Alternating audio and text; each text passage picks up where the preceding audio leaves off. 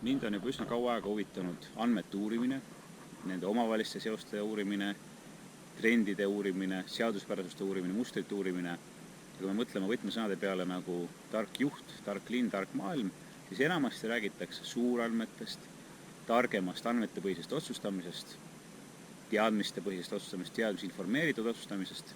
Ja mul ka on väga suur privileeg korraldada kümnetele tippjuhtidele seminare, töötubasid teemal, et kuhu liigub üldse suurandmete maailm, kuidas paremini andmeid kasutada otsuste tegemisel, aga seda enam, ma arvan, kui mina peaksin olema see, kes räägib suurandmetest, võiks olla põnev, kui selle korra teema on hoopis väikesed andmed ja kõhutunne.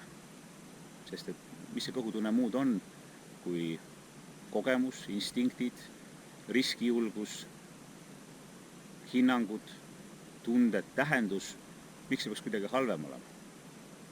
Kindlasti ei olegi ja tegelikult tänapäevased tehnoloogiad võimaldavad meil ka seda uurida.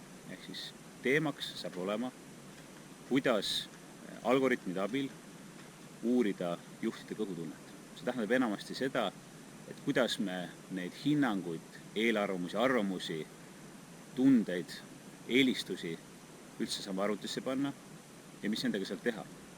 Äkki me saame neid kõhutundeid, sest et enamasti otsuse juures on ju 3, 4, 5 inimest, kuidas me saame neid erinevaid juhtide kõhutundeid koos analüüsida, näha nendes sarnasusi, kus on üldse konsensuse koht, kus on erimeelsused ja võib-olla peamine mure kõhutundega seni oligi ju selles, et väga raske oli seda kommunikeerida, argumenteerida, miks me ei teinud, sest et ükskõik, isegi kui me argumenteerisime, enamasti on see mingisuguse tunnetuse tagantjärgi õigustamine.